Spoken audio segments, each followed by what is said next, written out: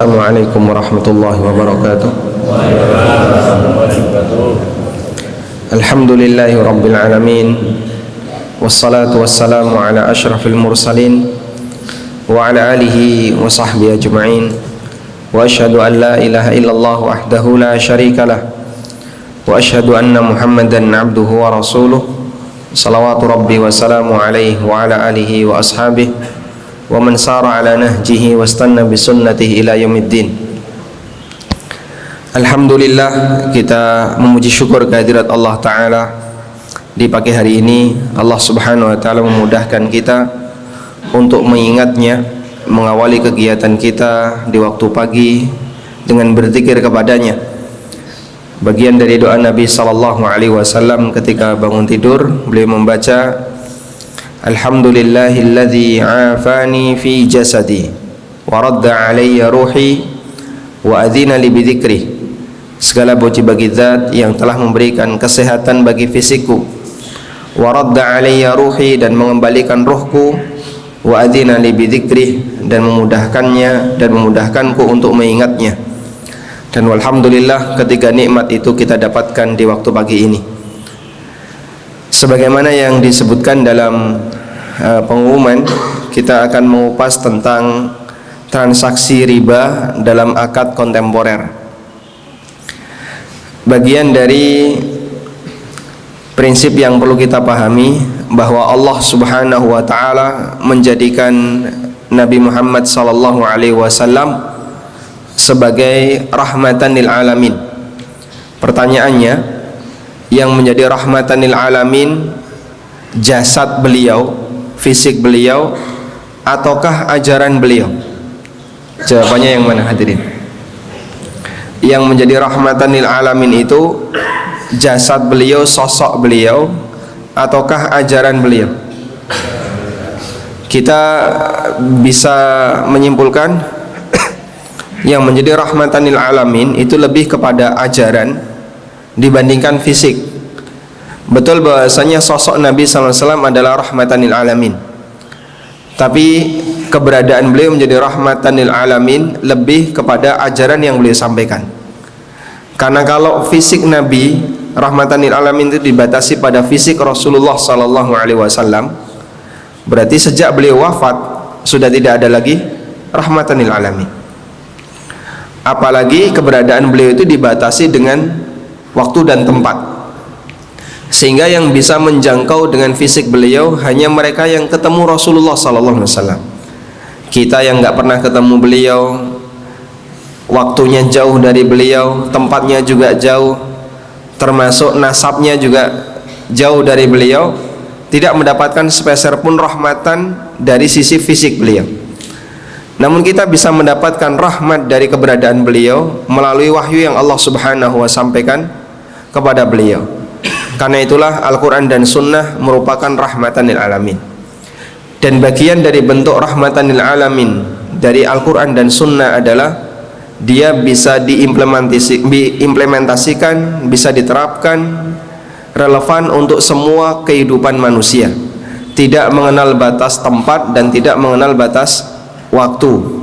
Sehingga walhamdulillah, meskipun Al-Quran diturunkan 14 abad di masa silam, meskipun Al-Quran dan Sunnah Allah Subhanahu wa Ta'ala wahyukan kepada Nabi-Nya sallallahu alaihi wasallam 1400 tahun lebih di masa silam, namun masih berlaku sampai sekarang. Ada pertanyaan seperti ini ya, kalau kita ditanya oleh seseorang ya tentang masalah keseimbangan antara dalil dan kasus. Dalil itu terbatas tapi kasus tidak terbatas. Bapak Ibu setuju nggak kayak gini? Dalil terbatas, setuju tidak? Setuju ya? Karena ada sebagian orang yang tidak terima ketika disebut dalil terbatas. Oh, dalil itu tidak terbatas. Anda menyebut dalil tidak terbatas itu berbahaya. Karena begitu Nabi SAW wafat, dalil itu sudah tidak lagi Allah turunkan, nggak ada dalil yang baru. Sementara kasus tidak terbatas. Yang menjadi pertanyaan adalah bagaimana caranya dalil terbatas bisa menjawab kasus yang tidak terbatas. Ada dua pendekatan di sana. Pendekatan pertama mengatakan karena kasus itu tidak terbatas, sementara dalil terbatas, maka dalil itu perlu menyesuaikan kasus, sehingga Al-Quran dan Sunnah perlu apa, misalnya ada istilah revitalisasi, entah reboisasi atau apa istilahnya orang-orang pinter. Karena itu biar Quran sesuai dengan kondisi masyarakat, maka dia harus menyesuaikan adat dan budaya. Akhirnya dilakukanlah gerakan penyesuaian Al-Quran dan Sunnah terhadap budaya di masyarakat. Saya mengkhawatirkan ketika ada sebagian orang yang mengatakan Islam perlu penyesuaian terhadap kondisi lingkungan dan budaya, memaksakan aturan Allah Subhanahu wa Ta'ala untuk sesuai dengan perbuatan dan praktek yang dilakukan oleh manusia. Ini kan kaidah yang kebalik ya. Yang benar gimana Pak? Budaya harus menyesuaikan aturan. Karena kalau kita ditanya mana yang lebih tua, aturan budaya ataukah aturan syariat, di tempat kita aturan syariat lebih tua. Dan secara hierarki, hukum yang lebih tua lebih dihargai dibandingkan hukum yang lebih muda. Sehingga ketika terjadi benturan, budaya mengatakan A, syariat mengatakan B, mana yang lebih kita dahulukan? Menerapkan budaya dan menyesuaikan syariat agar menyesuaikan dengan budaya, ataukah sebaliknya, budaya kita sesuaikan dengan syariat sehingga yang keliru-keliru dipangkasi, kita ikuti syariat, budaya yang tidak sejalan dengan syariat kita tinggalkan. Sebagai seorang muslim tentu kita akan memilih jawaban yang kedua. Tapi kadang ada sebagian orang yang mengkampanyekan kita sesuaikan Islam itu sebagaimana budaya yang berlaku di masyarakat. Kami tidak tahu apakah gerakan Islam Nusantara itu arahnya seperti ini. Kalau betul arahnya seperti ini, berarti berangkat dari pemahaman bahwa Al-Quran dan Sunnah itu sesuatu yang sudah terlalu tua, usianya lebih dari 14 abad, sehingga sudah tidak lagi relevan dengan perkembangan yang ada di zaman saat ini. Kemudian metode yang kedua, pendekatan yang kedua adalah pendekatan yang digunakan oleh para ulama. Bagaimana menjawab dalil terbatas namun kasus tidak terbatas. Mereka mengatakan betul kasus itu tidak terbatas, tapi jenis kasus terbatas. Jenis kasus terbatas itu artinya ketika Allah Ta'ala menurunkan dalil, di saat yang sama Allah juga menciptakan kasus yang bisa dijawab oleh dalil. Selanjutnya kasus-kasus ini akan menjadi rujukan bagi semua kasus yang akan terjadi sampai kiamat. Sehingga bagian dari kesempurnaan ilmu Allah, dia tidak hanya memberikan dalil yang berlaku untuk kehidupan manusia, Allah juga menciptakan kasus pada waktu dalil ini turun yang nanti bisa dijadikan sebagai rujukan untuk semua kasus sampai kiamat. Disinilah kita bisa memahami sejarah itu berulang. Kalau dulu kejadiannya ada di zaman waktu wahyu itu turun, nanti yang sejenis dengan itu akan muncul kembali dari generasi ke generasi sampai di zaman kita. Sehingga yang beda cuman bentuknya, tapi jenisnya sama. Dari situlah kita bisa mengkiaskan, menganalogikan bentuk yang seperti ini sejenis dengan jenis A, sejenis dengan jenis B. Kemudian kita bisa datangkan dalil untuk kemudian menjawab kasus-kasus tersebut.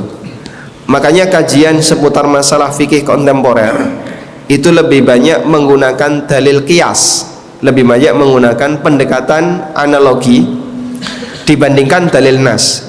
Kita nggak bakalan menjumpai, Pak Ustadz tolong kasih saya dalil Al-Quran dan Sunnah, apa hukumnya dropshipping. Kita tidak menjumpai teks itu dalam Al-Quran maupun Sunnah Nabi SAW. Dulu Abu Bakar itu ketika transaksi pakai marketplace atau tidak, ya tidak ada dalam Al-Quran maupun Sunnah Nabi SAW. Terus kalau misalnya kita mau membahas materi seperti ini, didekatkan kepada Al-Quran dan Sunnah, caranya gimana? Ulama punya metode yang disebut dengan metode qiyas.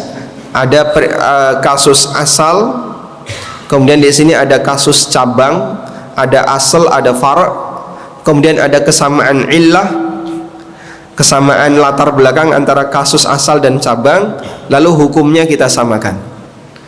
Kurang lebih seperti itulah metode qiyas yang diajarkan dalam syariat kita. Sehingga kaidah yang digunakan oleh para ulama adalah jenis kasus yang terbatas bisa didekati dengan dalil, maka adanya kasus yang tidak terbatas dikembalikan kepada jenis kasus yang terbatas. Allah menjadikan Al-Quran sebagai penjelas segala masalah, sebagaimana yang dia firmankan di surat An-Nahl ayat 89. Wa nazzalna 'alaikal kitaba tibyanan likulli syai'in wa hudan wa rahmatan wa busyra lil muslimin. Aku turunkan kepadamu Alkitab yang merupakan penjelasan untuk segala sesuatu, sebagai sumber petunjuk dan rahmat serta kabar gembira bagi orang-orang muslim. Quran itu isinya cerita guyon ataukah isinya hukum dan motivasi? Hukum dan motivasi. Sehingga Allah sebut Al-Quran itu sebagai kabar gembira bagi kaum muslimin, bukan ketika dibaca kaum muslimin terhibur, bukannya.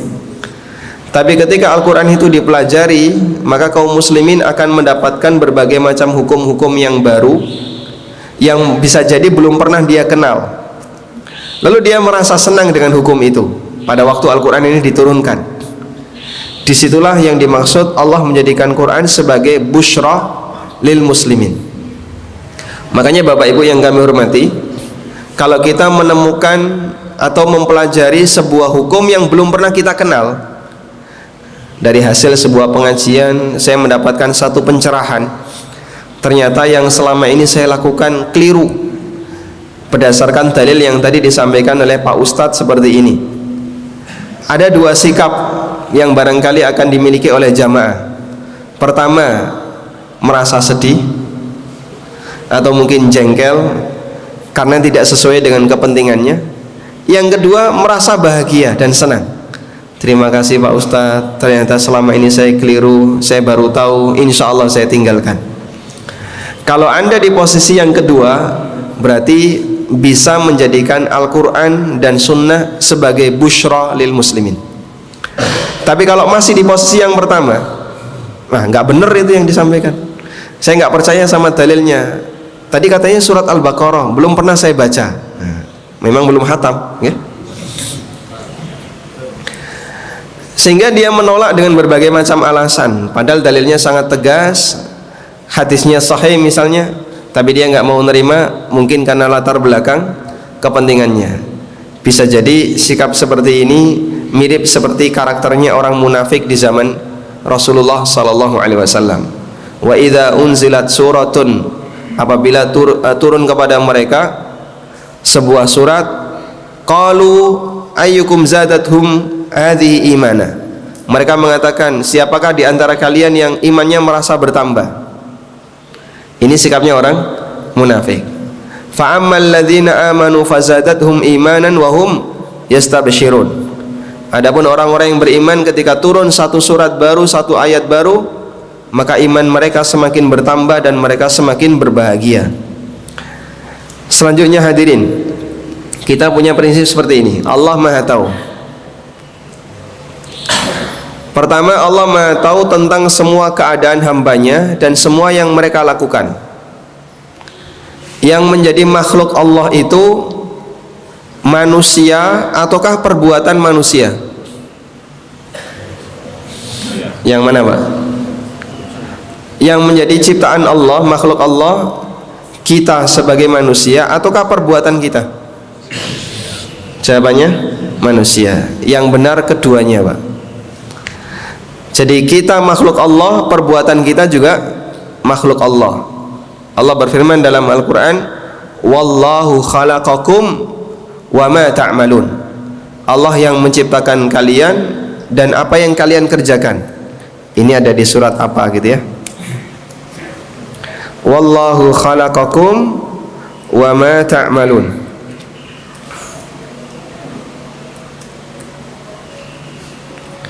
Ada di surat As-Saffat ayat 96. Allah lah yang menciptakan kalian dan yang menciptakan apa yang kalian lakukan. Sehingga kita dan perbuatan kita keduanya makhluk Allah. Berbeda dengan pemahaman Qadariyah.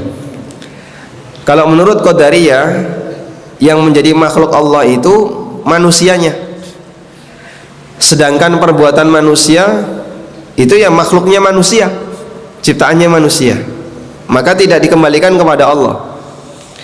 Karena itulah Qadariyah dalam agama kita disebut sebagai majusi umat ini, karena dia meyakini ada dua pencipta.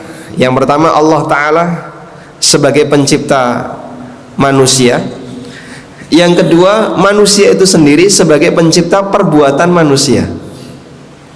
Dan majusi itu kan kelompok yang punya keyakinan ada dua pencipta, Tuhan sebagai pencipta kebaikan dan Tuhan kegelapan yang merupakan pencipta keburukan. Tuhan cahaya pencipta kebaikan dan Tuhan kegelapan yang merupakan pencipta keburukan.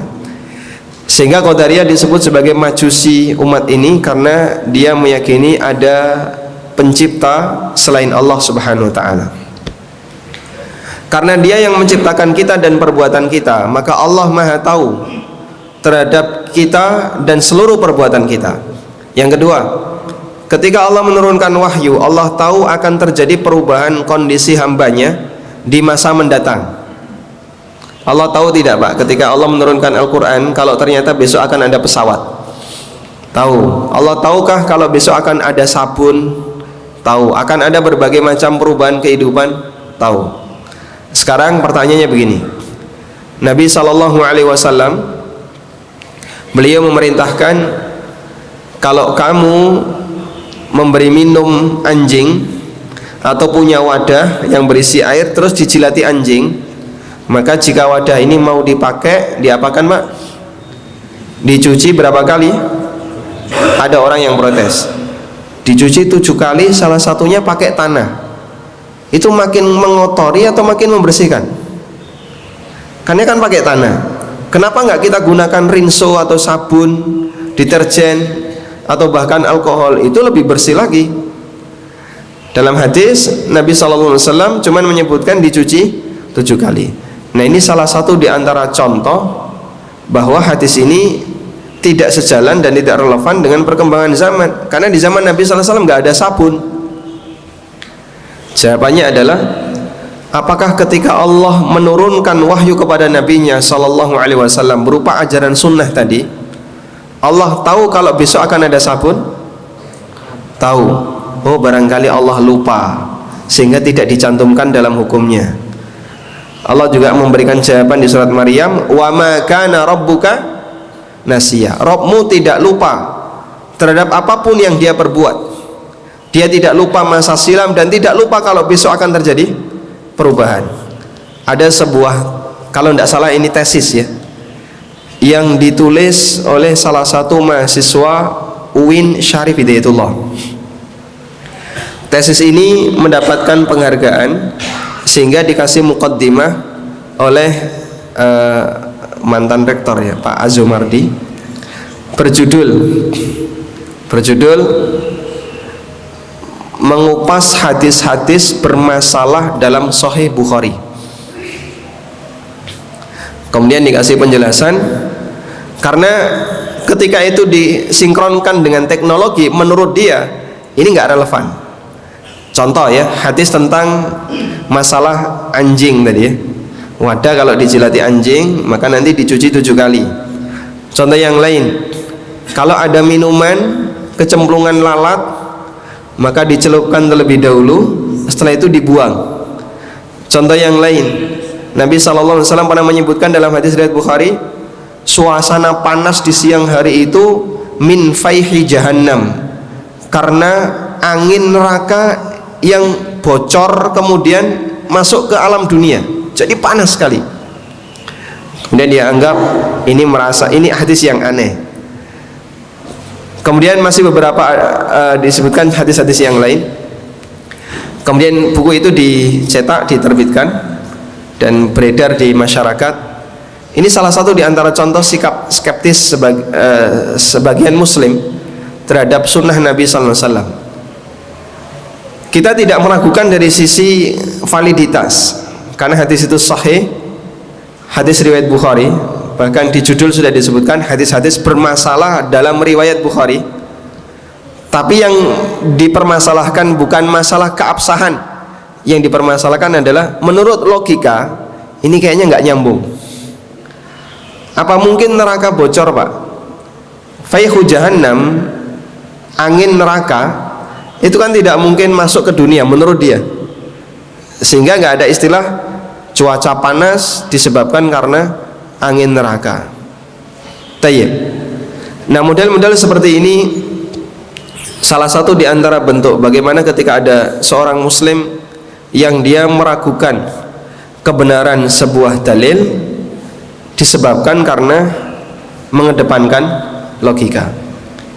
Termasuk juga hadis yang diperdebatkan adalah Musa dan Nabi Adam itu pernah debat.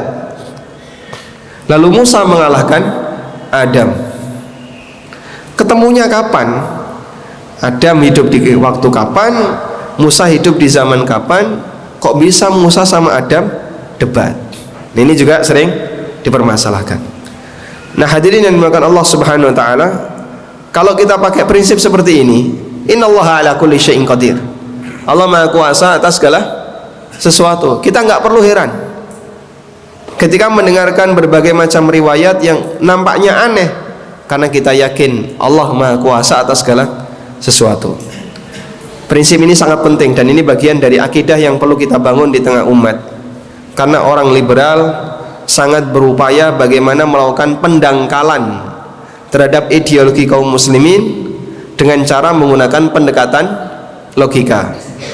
Tahun 2004 Departemen Agama menyelenggarakan lomba penulisan tesis, tesis award. Pemenangnya juara 1. Itu tesis yang ditulis oleh mahasiswa di UIN Suka, UIN Jogja, Sunan Kalijaga. Judulnya menggugat keotentikan Quran. Jadi menurut penulis, Al-Quran yang saat ini beredar di masyarakat itu sebenarnya sangat syarat dengan pengaruh hegemoni Quraisy. Mengambil sejarah di peristiwa pembukuan Quran di masa Amirul Mukminin Utsman bin Affan. Mushaf Al-Imam itu kan sebutan mushaf di zaman Utsman. Itu menjadi proyek di masa Utsman dengan prinsip kalau kalian ketemu, kan ada tim penulis itu ya, salah satunya Zaid bin Thabit dan beberapa sahabat Quraisy yang lain, kalau kalian ketemu ada perbedaan cara baca antara bahasa Quraisy dengan bahasa suku yang lain, maka tinggalkan bahasa suku yang lain, pakai bahasa Quraisy. Berarti ada Quran yang hilang. Makanya mushafnya Ibnu Mas'ud diambil oleh Utsman kemudian dibakar. Mushafnya Ubay bin Ka'ab juga seperti itu, diambil oleh negara kemudian semuanya dimusnahkan. Tinggal satu, yaitu mushaf yang diterbitkan oleh Amirul Mukminin Utsman bin Affan. Makanya diistilahkan dengan mushaf Utsmani. Lalu menurut beliau atau menurut orang ini, penulis ini, berarti ada bagian Quran yang hilang dan bisa jadi disisipi dengan bagian-bagian yang lain, karena itu tidak otentik. Wallahu alam ya. Jadi sampai dalam kondisi seperti ini hadirin, kita tentu saja mengingkari ya, kesimpulan yang seperti ini.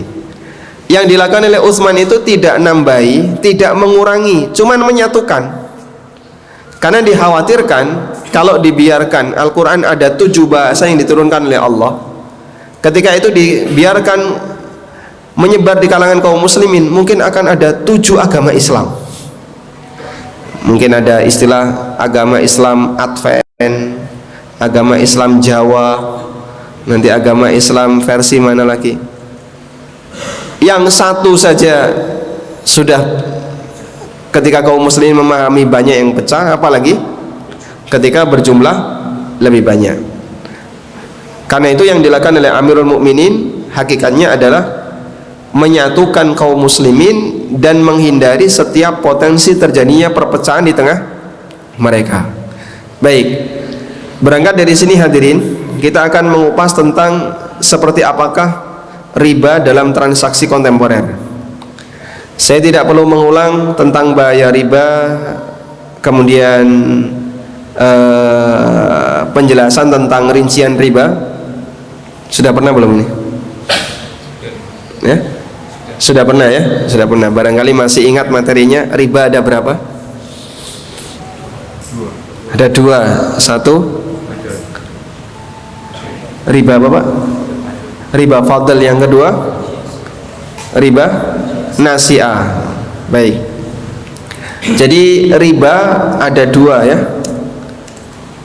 riba fadl dan riba nasi'ah. Fadl itu artinya penambahan. Kalau nasi'ah artinya penundaan.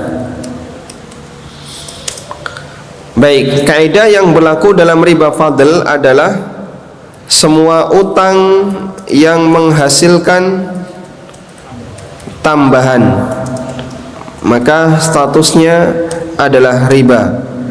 Yang kedua, kaidah yang kedua adalah semua akad tukar menukar benda ribawi yang tidak sama kuantitas, ini juga riba. Contohnya, kalau yang pertama kita paham ya, utang 1 juta bayar sak yuta 200, maka 200 itu riba. Kalau yang kedua contohnya gimana Pak? Anda punya, ibu-ibu punya cincin emas 5 gram, dibeli waktu manten anyar tahun misalnya 90. Kemudian sekarang mau ditukar dengan cincin 5 gram yang baru.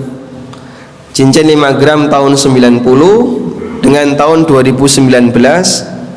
Ketika mau ditukar sama-sama 5 gram, tombok enggak? Nombok enggak? Nombok ya.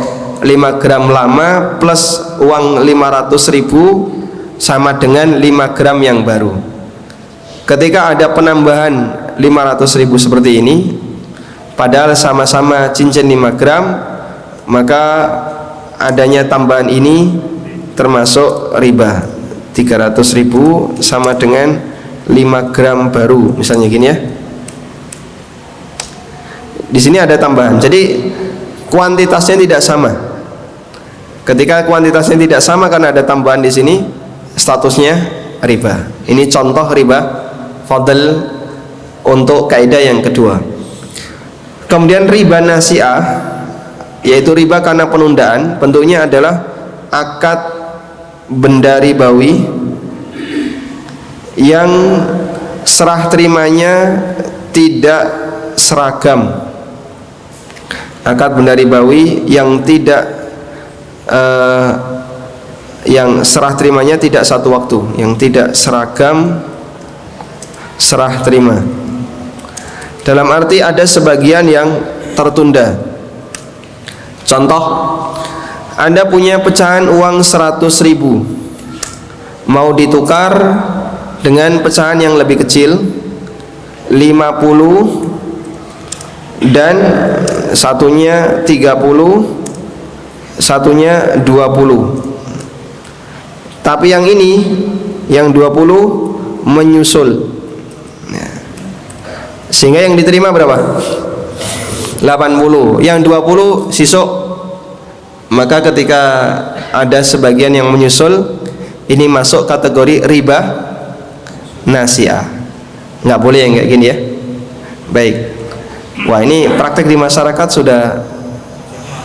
sudah sering jamak. Kalau ini terjadi, mohon untuk dikoreksi, karena ini termasuk di antara praktek yang dilarang dalam syariat kita. Baik. Apa dalilnya? Nabi SAW menyebutkan dalam hadis riwayat Muslim, "Adzabu bidzahab wal fiddah bil fiddah, mislan bi mislin, ainan bi ainin." Emas kalau ditukar dengan emas, perak kalau ditukar dengan perak harus sama kuantitas dan dilakukan secara tunai. Fa idza ikhtalafatil ajnas, kalau berbeda emas ditukar dengan perak, fabi'u kaifa syi'tum, boleh ada perbedaan, maka yadan biyadin, selama dari tangan ke tangan, artinya dilakukan secara tunai. Sehingga kalau terjadi seperti ini, kata kuncinya, syaratnya adalah ini dilakukan secara tunai. Baik, saya sering menemukan contoh ya. Ada orang yang utang real, ada enggak, stand mic ada, stand mic enggak ada. Ada orang yang utang real ya, misalnya 100 real, utang 100 real, boleh nggak Pak? Boleh tidak? Boleh, tapi nanti nyaur dengan menggunakan rupiah. Berapa nilainya? Ya, wallahu alam. Pokoknya nanti dibayar di Indonesia, dikonversi saja. Misalnya sekarang 4.000 kali 100, ya berarti 400.000. Misalnya di sini IDR-nya 400.000. Seperti ini boleh enggak? 100 real ini diserahkan di Kornes Balat. Di mana Pak? Di Jeddah. Karena biasanya sebelum pulang kan mampir dulu di Kornes ya, untuk lempar jumrah real. Jadi ini diserahkan di Jeddah, yang ini diserahkan di Surabaya. Yang ini diserahkan di Surabaya, dan itu dilakukan dengan kesepakatan di awal. Fatwa yang disampaikan oleh para ulama, model seperti ini termasuk riba. Riba apa? Nasi'ah. Nggak boleh ya. Seperti ini dilakukan, nggak boleh. Yang benar gimana biar boleh?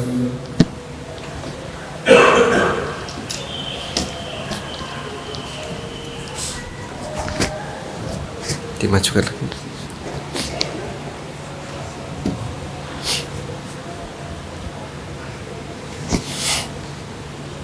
Bismillah. Biar boleh yang benar gimana Pak? Yang benar, jadi kalau utang real 100, maka harus dibayar real 100. Utang emas bayar emas, utang uang bayar uang, utang dolar bayar dolar, utang real bayar real. Itu kaidahnya. Kalau mau dibayar pakai uang yang lain, berarti dikonversi di belakang. Ini dikonversi di belakang. Begitu ya.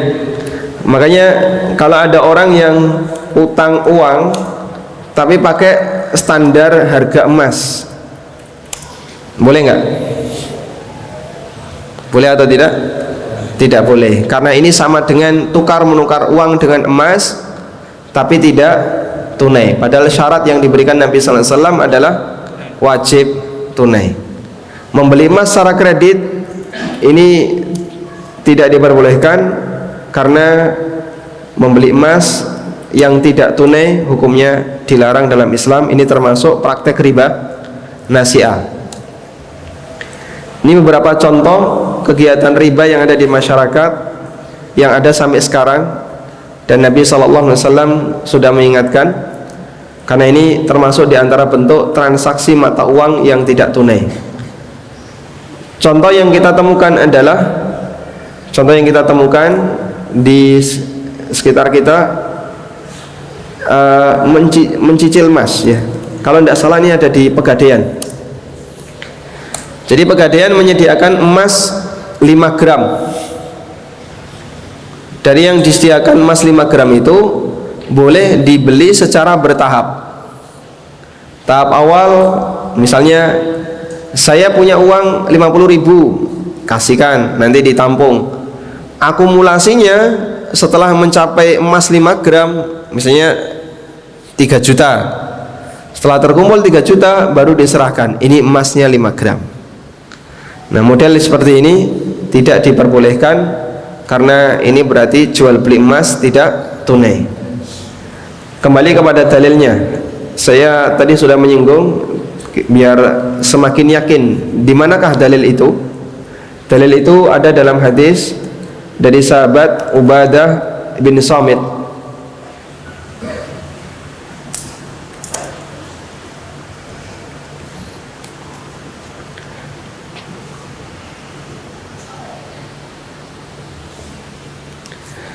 Dalam hadis dari Ubadah bin Samit radhiyallahu anhu, hadisnya riwayat Muslim. Saya ambilkan yang riwayat Muslim.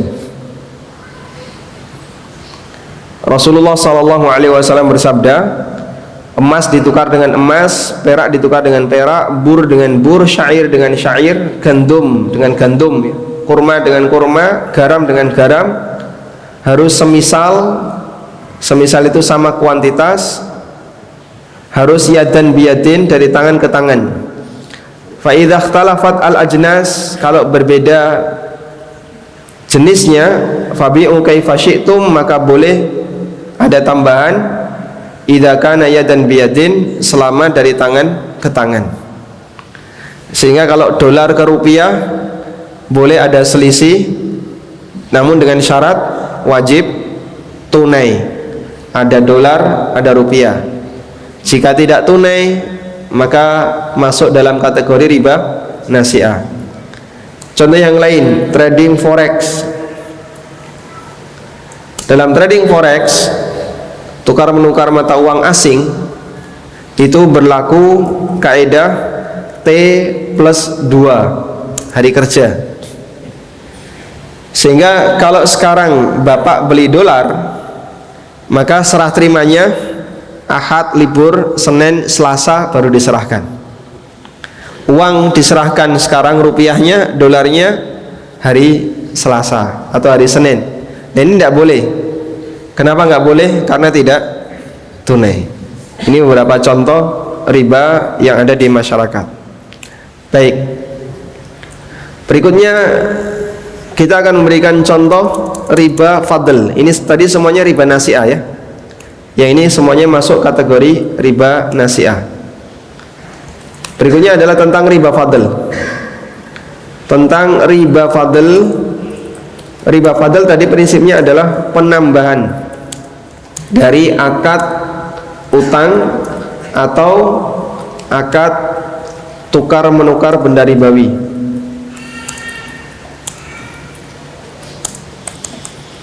Tadi kita sudah sebutkan contohnya, 5 gram emas lama ditukar dengan 5 gram emas baru, tapi disuruh nambah 300.000. Termasuk riba fadl adalah riba karena utang piutang. Nah, sekarang ada banyak sekali lembaga yang menerbitkan e-money, uang elektronik. Ada yang bentuknya e-tol, ada yang diterbitkan oleh perusahaan yang lebih kecil, misalnya GoPay, OVO, termasuk yang diterbitkan oleh merchant yang lainnya, ada T-Cell, XL Tunai, dan seterusnya. Ini alarm apa? Tolok. Baik, belum boleh salat ya. Tunggu 15 menit.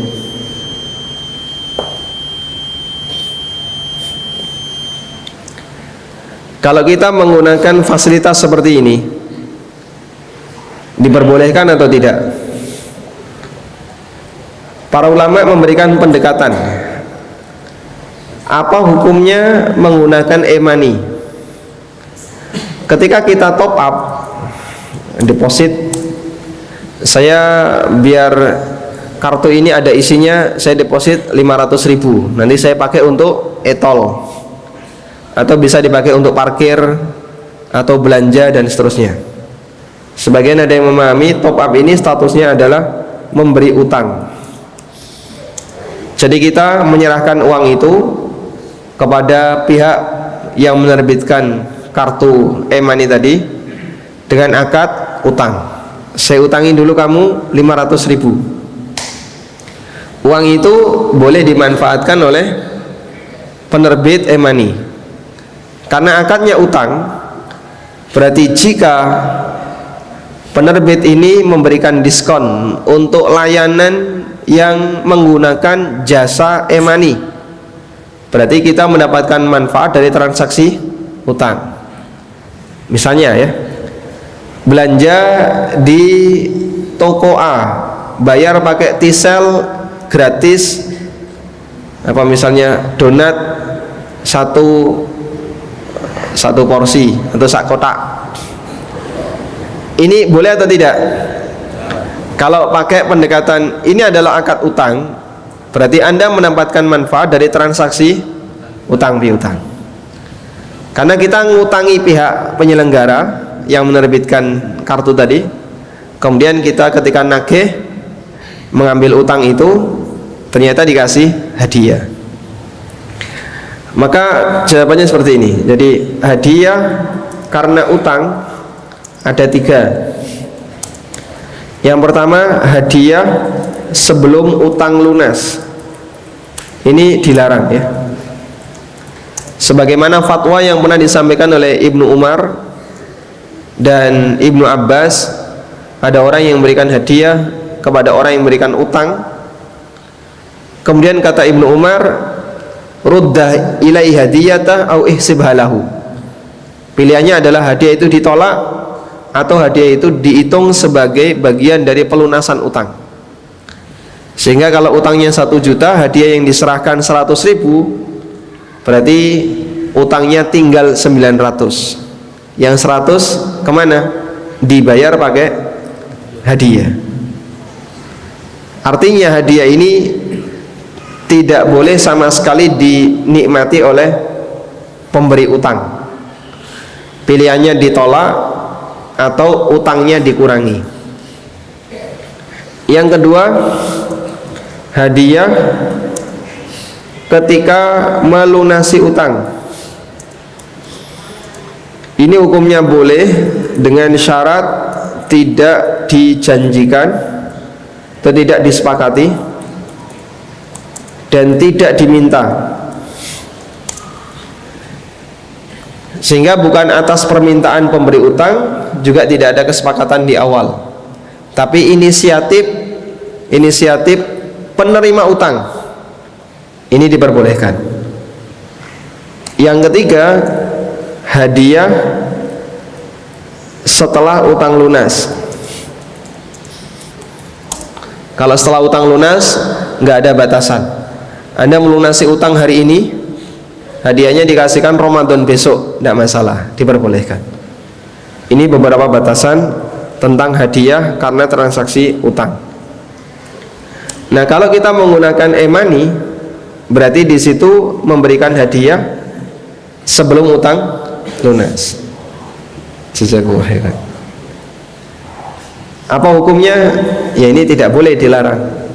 Maka bonus itu tidak boleh diterima. Wallahu a'lam. Ini salah satu contoh pendekatan yang diberikan oleh ulama. Tayyib. Cukup Bapak Ibu? Cukup ya? Ada sisa waktu 10 menit sebelum kita sholat syuruk. Barangkali ada yang mau disampaikan, kami persilahkan. Silakan Mas. Waalaikumsalam warahmatullahi wabarakatuh.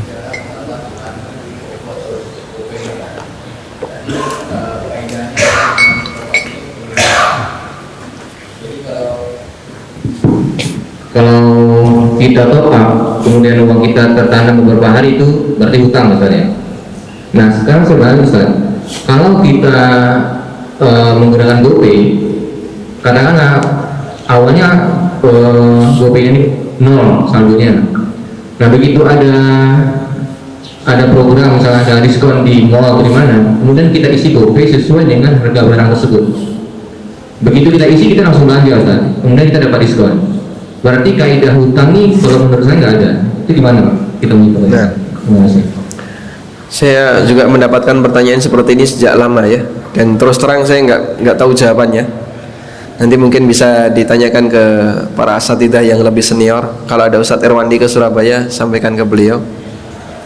Karena kalau masanya terlalu pendek ya, hanya dalam hitungan menit Anda top up di jam 9 waktu pembukaan mall, Berarti sudah nunggu di depan pintu sebelum mall dibuka ya. Kemudian begitu mall dibuka, kita jam 9 langsung ngisi 100.000 masuk. Kemudian kita menuju ke bagian yang di situ ada diskonnya. Hanya dalam hitungan menit tidak mungkin bisa disebut utang. Karena kalau bisa disebut utang itu ketika ada jeda waktu yang memungkinkan bagi penerima untuk menggunakan dana. Kalau seperti ini gimana? Wallahu alam.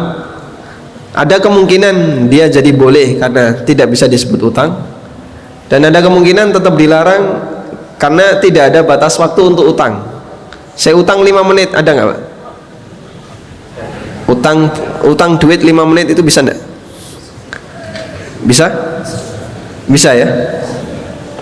Anda beli sesuatu nggak punya uang tunai, kemudian ada utang temen, lalu setelah itu telepon istrinya, tolong transfer ke nomor rekening ini 5.000 rupiah. Bisa kayak gitu? Selama masih ada sisi memungkinkan jeda waktu yang bisa disebut sebagai jeda utang secara urf, secara budaya di masyarakat, berarti tidak ada batas waktu untuk nilai masa hanya sekian menit. Tapi lebih meyakinkan nanti kalau ada guru kita Al-Ustadz Dr. Erwandi, mungkin Bapak bisa tanyakan secara langsung kalau kasusnya kayak gini boleh atau tidak. Atau Dr. Arifin Badri barangkali lebih dekat ya. Wallahu a'lam. Nih, silakan Pak.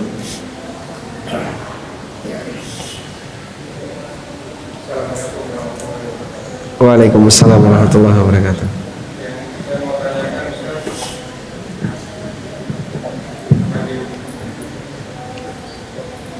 Bagaimana hukumnya menjalankan atau mengusahakan barang yang asalnya dari kredit riba gitu. Menjalankan barang yang berasal dari menjalankan barang orang lain, mengusahakan barang orang lain tapi berasal dari akad kredit gitu. Mengusahakan barang orang lain dari akad kredit ya. Misalnya mengusahakan mobil sementara mobilnya dari leasing kredit. Ada satu kaidah kayak gini ya.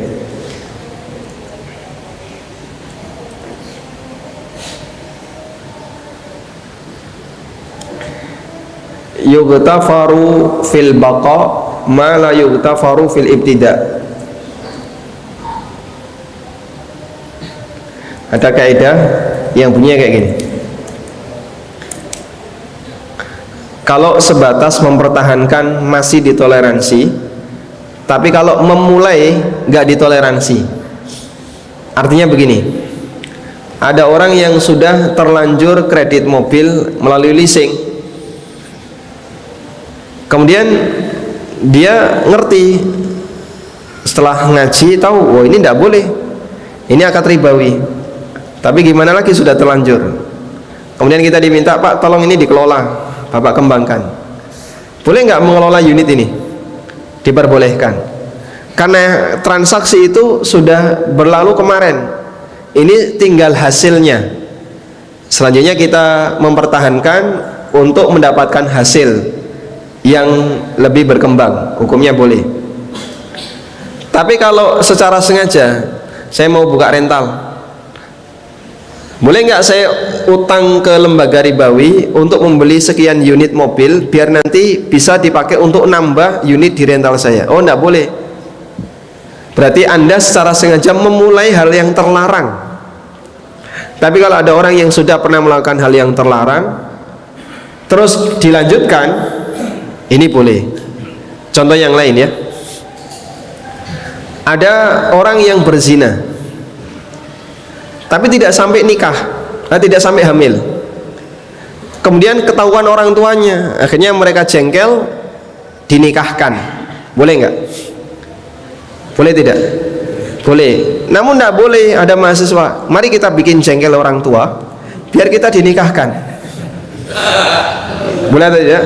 Nah, itulah yang dimaksud yughtafaru fil baqa ma la yughtafar fil ibtida. Kalau melanjutkan tidak masalah, tapi kalau memulai secara sengaja seperti itu, tidak boleh. Mafhum ya? Baik. Sehingga kita berbicara untuk orang yang sudah punya kasus, bagaimana cara solusinya, bukan memotivasi orang yang belum punya kasus agar berkasus. Kalau yang kedua ini tidak boleh. Kata Pak Ustadz, unit usaha dari hasil leasing boleh dikembangkan. Nah, berarti saya boleh dong utang leasing ribawi kemudian saya kembangkan. Ya jangan kayak gitu. Ini tidak memotivasi kamu untuk melakukan leasing. Ada tambahan kayaknya, Pak? Kemudian hasil dari barang tadi yang sudah selesai dari ribawi, hukumnya jadinya bagaimana? Hukumnya benda halal. Mobil ini benda halal, unit ini benda halal. Dan hasil mengembangkan unit ini juga halal. Nggak ada masalah. Tapi tidak boleh secara sengaja mengawali usaha dengan cara bermasalah. Ada fatwa yang pernah disampaikan oleh salah seorang ulama tentang hukum ini, ada di web Fatwa Islam, Islam.co. Hukum menerima gaji dari hasil kerja yang dulu masuknya sogok. Banyak ini, Pak ya?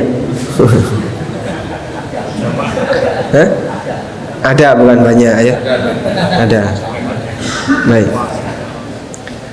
Kalau dulu saya masuk di dinas ini dengan cara yang nyogok ya, dengan cara memberikan suap. Terus sekarang saya bekerja, saya dapat upah, saya dapat gaji. Boleh nggak saya menerima gaji ini? Pertanyaan beliau begini, gaji yang Anda dapatkan itu dari volume kerja karena Anda bekerja, ataukah karena sogok? Gaji itu karena yang mana? Karena saya bekerja ataukah karena saya nyogok? Jawabannya karena bekerja. Kalau Anda nggak pernah kerja, cuti selama 5 tahun, mungkin nggak dibayar sama dinas, tapi karena Anda bekerja, Anda dikasih gaji. Tapi sebab Anda bisa kerja adalah karena nyogok. Karena mengingat gaji itu bukan dari hasil sogoknya, tapi dari hasil kerjanya, maka gaji itu secara zatnya halal. Namun ini bukan memotivasi orang, silahkan nyogok biar dapat kerjaan, nanti gajimu juga halal. Ini berbicara dari sisi orang yang sudah punya kasus, bukan mengajak orang untuk berkasus. Paham gitu ya? Yughtafaru fil baqa ma la yughtafaru fil ibtida. Wallahu a'lam. Silakan. Baik, Ustaz, terima kasih. Warahmatullahi wabarakatuh. Waalaikumsalam warahmatullahi wabarakatuh. Ini yang pertama, Ustaz. Ada 3 pertanyaan. Karena ini saya orang ketiga, 3 pertanyaan. Masya Allah. Titipan yang lain, Pak? Yang pertama, pada waktu mukadimah tadi terkait dengan teknologi, Ustaz ya. Setiap kita mau atau akan mendatangi majelis taklim atau sholat subuh berjamaah, itu kan dihitung setiap langkah kaki ya, setiap langkah kaki dihitung. Sekarang dengan teknologi kita pakai mobil, pakai motor, pakai sepeda, bagaimana cara menghitungnya? Itu yang pertama. Ya. Yang kedua terkait dengan utang. Utang ada penambahan termasuk lagi riba, ya penambahan. Bagaimanakah dengan terkait dengan bank syariah? Tuh, ada penambahan juga. Yang kedua. Yang ketiga terkait dengan atau tadi beli token termasuk etol dan termasuk beli tokennya PLN ya, atau bahasa humasnya pulsanya PLN.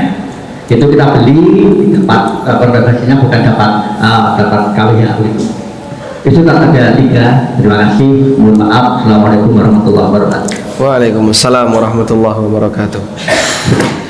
Yang pertama tentang teknologi.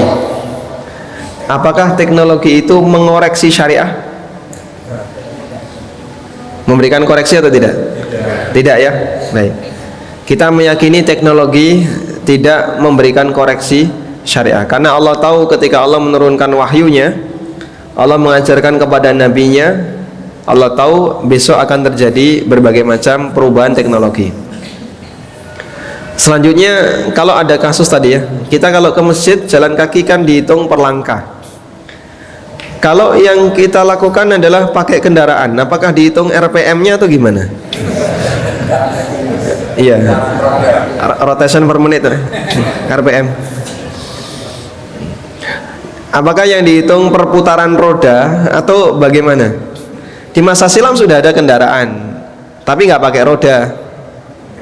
Ada pakai roda ya, kuda, kemudian pakai apa ini, dokar kan roda. Di masa silam sudah ada kendaraan, pakai kuda, pakai keledai, pakai onta, sehingga yang dihitung itu bukan telapak atau jejak kakinya onta atau kuda, yang dihitung jejak kakinya manusia.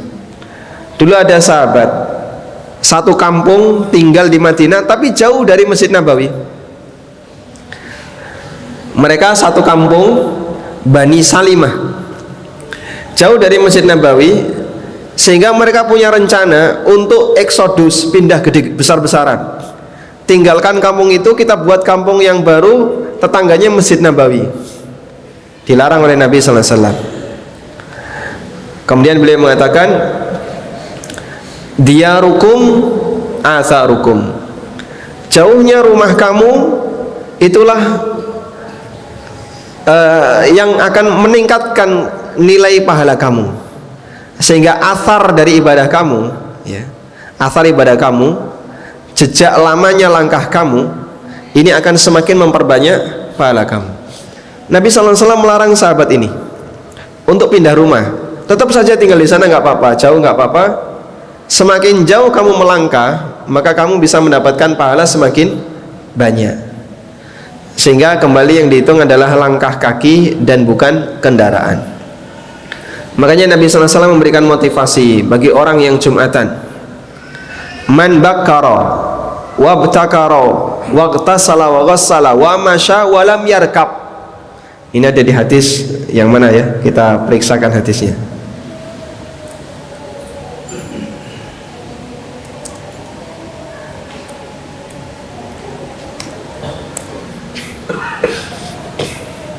Ada di hadis riwayat Abu Dawud, Ibnu Majah,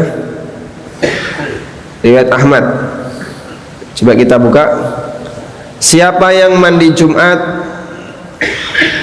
kemudian dia keramas, datang di waktu pagi, dia berjalan dan tidak naik kendaraan. Sehingga kalau naik kendaraan, keutamaan ini nggak dapat. Makanya Jumatan itu jangan jauh-jauh, Pak. Misalnya Anda mau Jumatan di Mas, otomatis harus pakai kendaraan, karena nggak mungkin jalan kaki ya. Akan lebih besar nilai pahalanya kalau Bapak Jumatan di masjid terdekat dengan jalan kaki. Tapi di sini bosan nih Mas khotib. Nah itu urusan takmir, tinggal usul saja ke takmir, barangkali Bapak takmir bisa memberikan variasi untuk tema ya. Baik, yang kedua terkait bank syariah itu bagaimana? Kita kalau menilai memang tidak bisa dibuat global. Menilai itu akan lebih adil kalau melihat detail. Kalau dari sisi globalnya, memang bank syariah menurut pengakuan mereka sendiri belum bisa 100% syariah. Meskipun ada beberapa produk bank syariah yang sudah sesuai syariah. Makanya kalau saya menilai lebih kepada produknya dan bukan kepada lembaganya. Ada produk A, produk B, kita melihat produk ini insya Allah sudah sesuai, produk ini insya Allah sesuai. Dari mana kita tahu? Melihat praktek yang mereka kerjakan. Kemudian kita sampaikan ini tidak ada pelanggaran. Contoh ya, seperti akad wadiah di bank syariah, insya Allah ini sudah sesuai.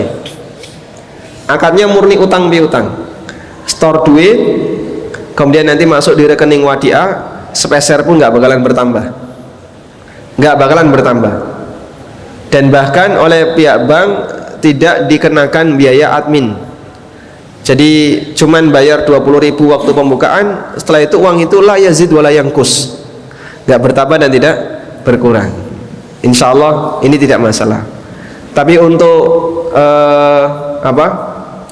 produk yang lain bagaimana? Wallahu a'lam. Kita ketika menilai itu berarti perlu diajukan satu persatu ya, untuk melihat lebih dekat. Yang ketiga tentang beli token listrik, terus apa lagi? Pulsa dan seterusnya. Yang bermasalah di mana, Pak? Masuknya keluarnya KWH, bukan rupiah. Padahal kita belinya rupiah, masuknya KWH. Kalau pulsa telepon masuk tetap rupiah ya. Beli 100.000 dapat pulsa 100.000.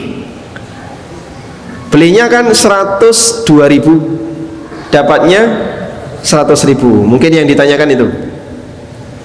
Kalau belinya 102.000 dapat 100.000, berarti di sini tidak sama kuantitas. Katanya tadi riba nasi'ah itu terjadi ketika ada selisih, gini ya. Ini boleh atau tidak? Kalau ini bentuknya uang, hukumnya dilarang. Tapi yang perlu kita tahu, ini bentuknya pulsa yang kedua ini, Pak. Sehingga ketika dia bentuknya pulsa, maka ini sama dengan jual beli jasa. Ini sama dengan jual beli jasa. Pihak Telkom menjual jasa dalam bentuk pulsa yang bisa, satuannya pulsa yang bisa dipakai untuk layanan yang mereka sediakan, sehingga ini bukan termasuk tukar menukar uang dengan uang. Ini boleh. Loh, ini kan pakai rupiah, Pak. Rupiah itu kan cuma satuan. Karena pulsa itu nggak punya satuan, akhirnya satuannya pakai duit. Nggak ada saya mau beli pulsa seliter atau pulsa sekilo. Ada, Pak? Nggak ada ya. Bahkan bensin saja sekarang satuannya pakai duit, Pak.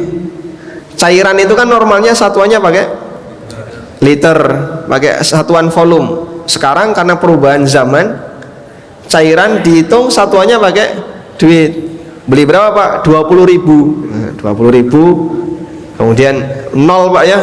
Mulai dari 0. Nah, terus diisi. Sudah terjadi perubahan. Nggak ada orang, Mas, isi bensin 3 liter, Mas. Sudah nggak ada ya. Adanya nyebut rupiah, sehingga satuan itu bergeser sekarang ya, satuan itu bergeser. Dan nggak jadi masalah yang seperti ini, karena kita tidak membeli uang, tapi yang kita beli adalah layanan. Bagaimana hukumnya ketika kita ingin menukar emas namun karena takut riba, maka sebelumnya kita menjual, setelah terima uang kita beli. Cara seperti ini solusinya. Kalau model tadi ya, 5 gram tombok 300 dapat 5 gram yang baru, ini tidak boleh. Yang boleh gimana? 5 gram lama dijual, dapat uang. Nah, ini dipakai untuk membeli 5 gram yang baru. Caranya seperti ini yang bisa dilakukan, sehingga tidak terjadi riba. Wallahu a'lam.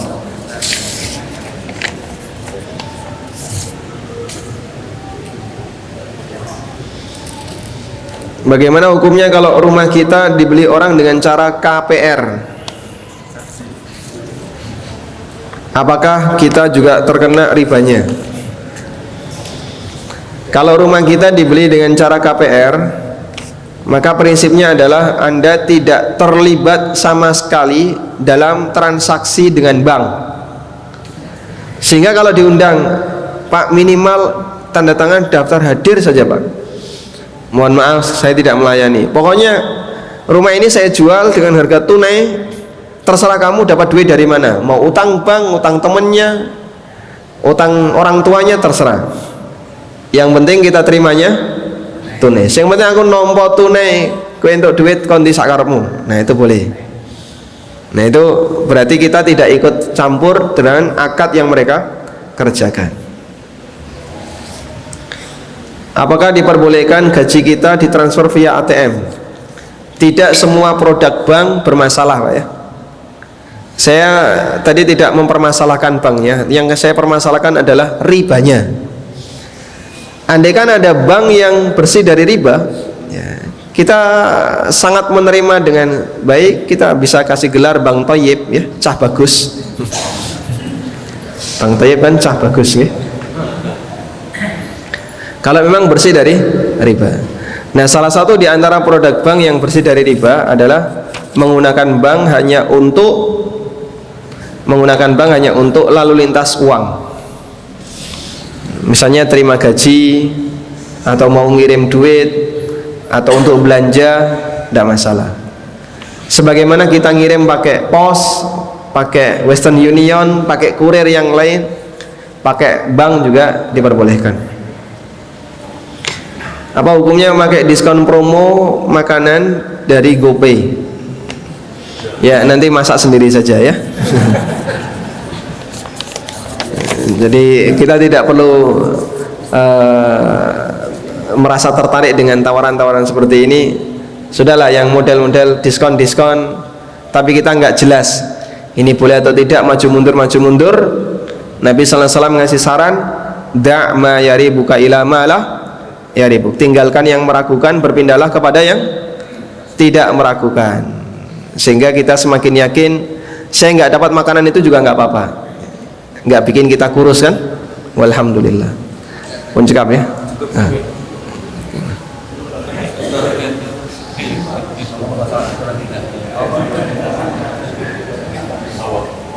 Kita dahulukan yang mulia.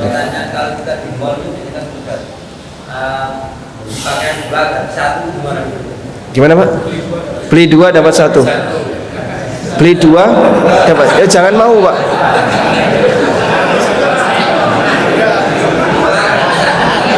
Ya. Beli 2 dapat 1. Ini dihapusi Pak. Beli 2 gratis 1 ya. Boleh atau tidak yang kayak gini? Kalau diskon itu diberikan oleh penjualnya, tidak apa-apa. Sehingga pembayarannya bebas. Mau bayar pakai tunai, pakai transfer, pakai apapun, beli 2 gratis 1 boleh. Berarti sebenarnya misalnya beli 2 harganya berapa? 100.000. Itu aslinya harganya 33.000. Makanya dapat 3. Pertamanya saya kan beli mobil kredit, terus saya kan tahu kalau kredit itu riba, terus saya over kredit kan itu boleh apa? Kredit tidak riba kreditnya. Kredit di mana dulu? Leasing. Leasing. Iya. Kalau kreditnya baik. Kemudian dioper. Ya. Kenapa dioper? Takut riba. Kalau takut riba sudah terjadi. Sudah terjadi kemarin ribanya. Jadi mau dioper tidak dioper, ribanya sudah terjadi. Nah, kalau solusinya, kalau alasan dioper karena nggak mampu bayar, kami terima. Kalau alasan dioper karena takut riba, lah kemarin sudah dilakukan. Ribanya kan waktu akadnya, ini tinggal melunasi. Maka yang bisa dilakukan adalah, saya masih sanggup untuk melunasi dan masih senang dengan mobil ini, lunasi segera, biar tidak kena denda. Dan bila perlu kalau bisa menawar, silakan menawar. Begitu? Berarti kayak KPR rumah kalau nggak mampu ya diserahkan aja gitu. KPR rumah kalau nggak mampu ya dikembalikan aja kalau nggak mampu ya. Nggak mampu bayar jangan dipaksakan.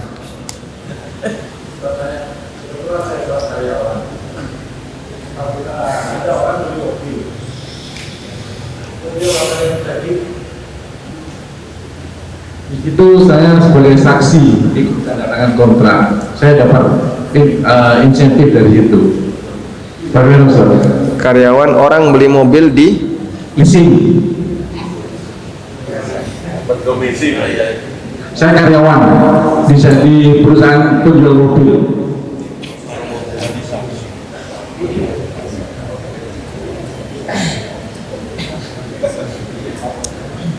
Ibnu Mas'ud pernah mengatakan, La'ana Rasulullah sallallahu alaihi wasallam akilar riba wa mukilahu wa syahidahu wa katibahu. Rasulullah sallallahu alaihi wasallam melaknat orang yang makan riba, yang memberi makan riba, yang menjadi saksi dan pencatatnya. Jadi untuk selanjutnya kita tidak boleh menjadi saksi, mereferensikan atau ikut mencatat, ditinggalkan. Transaksi yang dilakukan oleh orang lain kita tidak bertanggung jawab ketika kita tidak terlibat. Tapi kalau kita ikut campur di situ, terlibat, nonton atau bahkan ikut tanda tangan, ya ta'awun alal itsmi wal udwan, termasuk tolong menolong dalam dosa. Sehingga kita sarankan tinggalkan. Semoga nanti Allah gantikan yang lebih baik. Bapak bisa cari divisi yang tidak ada kaitannya dengan persaksian transaksi itu ya. Misalnya di posisi apa Pak? Sebatas administrasi di belakang atau sales ya. Semua sekarang yang dilakukan marketing harus seperti begitu, Ustaz. Harus jadi saksi. Harus jadi saksi. Bisa nggak jadi saksi? Nggak bisa, Pak. Nggak bisa. Wah, ini berarti harus langkahnya harus dibuat lebih tegas ya. Bisa jadi sampai harus pindah divisi. Bapak di marketing ya? Di marketing. Kalau bisa pindah divisi, pindah divisi. Bagian teknis itu yang paling nyaman ya. Okay. Semoga Allah memberkahi Bapak. Barakallahu fikum. Cekap nggih? Baik. Nanti di belakang atau lanjut di Rewin. Nanti di Rewin jam 9 ada ya. Insya Allah waktunya lebih longgar di Rewin, jam 9 sampai zuhur. Kita akan membahas tentang bagaimana cara mengembangkan wakaf milenial. Wakaf tapi model baru ya. Wassallallahu ala nabiyyina Muhammadin wa ala alihi wa sahbihi wa sallam wa akhiru da'wana alhamdulillahi rabbil alamin. Subhanakallahumma wa bihamdika asyhadu an la ilaha illa anta astaghfiruka wa atubu ilaik. Wassalamualaikum warahmatullahi wabarakatuh.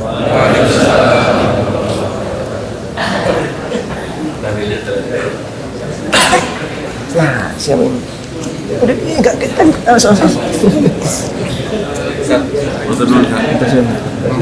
Nomor Ustaz. Gabung di komunitas usaha muslim. Ada Pak Nanang kalau di komunikasi muslim. Pak Nanang kenapa? Buat Oh itu. Ya, saya tuliskan. kira-kira bisa bisa konsultasi. Nomor. Soalnya saya kan kebetulan usahanya di bidang